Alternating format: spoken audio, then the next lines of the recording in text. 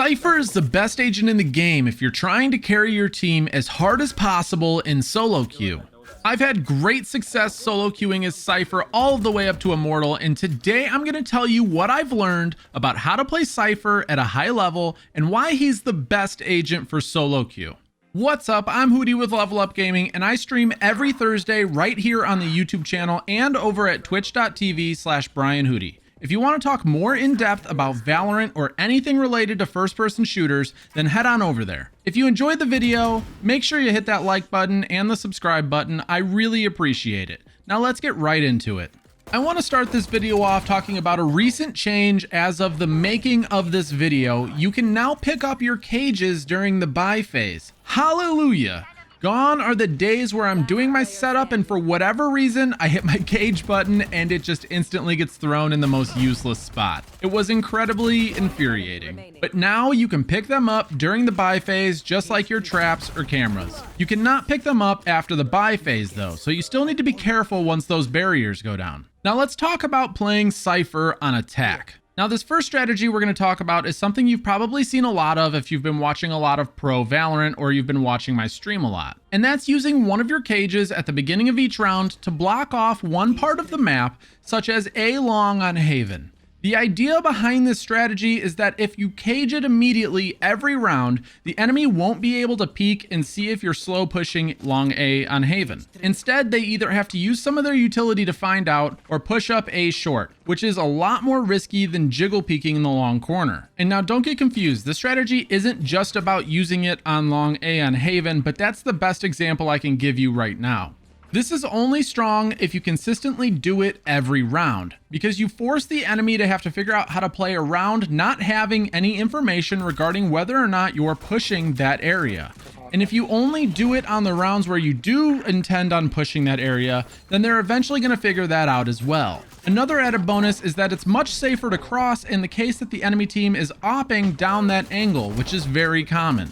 And now you've probably heard me say this one a million times, but Cypher is most impactful on offense when he's watching his team's back. I've noticed as I've been ranking up on attack, the best way to have as large of an impact as possible for your team as a whole is to not only block off parts of the map every round so the enemy team doesn't know where you are pushing and where you are not pushing, but also make sure that you are either physically watching their backs or putting down your trap wires to watch their backs. Higher ranking players will expect more out of a Cypher than maybe they should, and will just expect you to have their backs covered with trap wires even when you don't. There is a great chance they won't look at their minimap to see if you have one behind them and will just play like you do.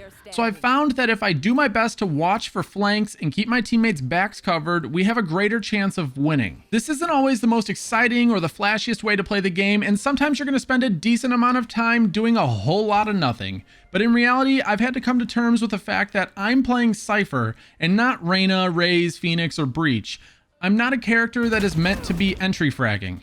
I will still do it from time to time when it's necessary, but that's not where Cypher excels on attack. I'm not saying you should always be way back on the back line, but setting up traps and understanding where the enemies like to push through and flank from and being more aware of it than your teammates typically are will win you a lot of rounds. And this is because bad communication and lack of information is typically what will lose you rounds in games in the first place. If you're able to collect information on where the enemy is pushing and where they aren't, your team can make better decisions throughout the game. For instance, let's think about how easy it is to get flanked and pushed up behind on attack when you're playing on bind, without even realizing it. Well, set up a couple trap wires and you'll at least know the enemy is coming before they get to you. If you've ever played attack on bind without a Cypher, you probably understand what I'm talking about. It's incredibly frustrating to get flanked all the time if nobody's paying attention to it. And now as Cypher, if you're paying attention and seeing that an enemy is consistently pushing one part of the map over and over again while you're on attack, set up a trap wire there and put yourself in a sneaky position nearby and then pounce on that enemy when they trigger or destroy your trap wire.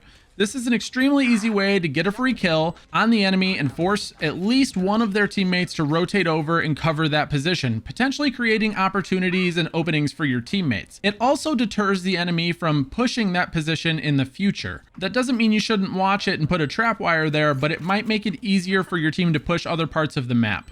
Now, I know we're all keenly aware of how strong the operator feels right now, but what I don't see a lot of ciphers doing on attack is sacrificing their cameras to find out whether or not an operator is holding certain angles. If you're unsure whether or not the player holding C bomb site on Haven has an operator, safely throw your camera up in a position where you can watch for the peak and find out.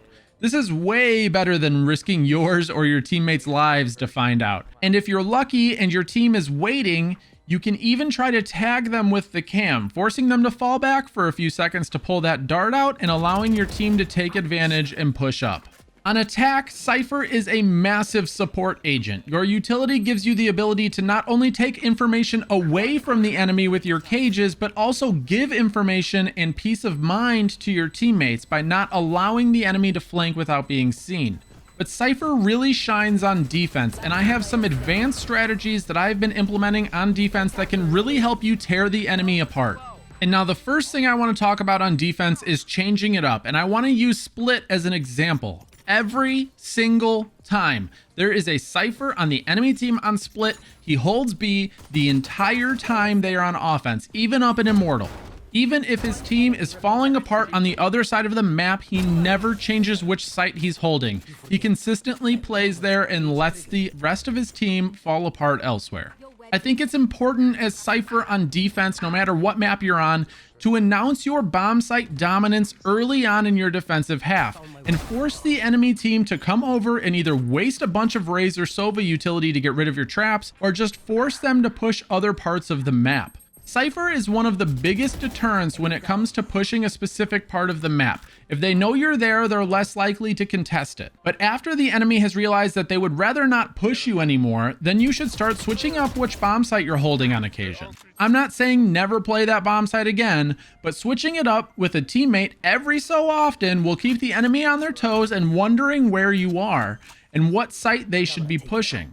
Don't let them get comfortable with the way you're playing. This is how you lose. You need to be dynamic and you need to adapt. I've often found myself setting up Cypher cams on C on Haven and going and playing on A site with my cages and traps. This can give the appearance to the enemies peeking along C that I'm there, while I'm really over at A. You can even do this the other way around and put your cages and traps on another bomb site while holding yours with just your camera. You'd be surprised how easy it is to funnel enemies away from certain parts of the map because they don't want to deal with your tripwires. And then another strategy that I've found great success with is instead of holding a bomb site solo like a lot of Cyphers like to do, and what it is a good strategy, Cypher's really strong at it, but playing it with another player and setting up my trips and cameras and cages on one entrance and then pushing out the other. A great example of this is bomb site B on Bind. I like to set up all of my gear inside of Hookah and then with my teammate push down long and gain control of the fountain area. This allows you to know if any enemies are already past you into Hookah and potentially on the bomb site. For instance, if they have a 5-man rush into Hookah, you and your teammate are perfectly set up to retake that bomb site with the rest of your team from 2 different sides, which can be very effective. Or it also allows you to hold this part of the map and be able to call out early rotates to your teammates. With all of your equipment in Hookah and you controlling the fountain area, you know there's no way they can be anywhere near the B bomb site. And if they start to rotate, you can hear it and call it out to your team. I've been able to use this method of blocking off one entrance and pushing another to great effect to collect a huge amount of information and let my team know what the enemy is doing. But be careful, because if you're trying to do this every round or even just a lot of rounds, the enemy's going to get privy to it and shut you down. Thanks for watching. Don't forget to hit that like button. And if you're new to Cypher or Valorant, check out some of my other Valorant videos and agent guides in the playlist you see on the screen right now. And I'll see you over there. 10 seconds left. Cage trigger. He's through. You're so smart. Clutch. You're so smart. Forget.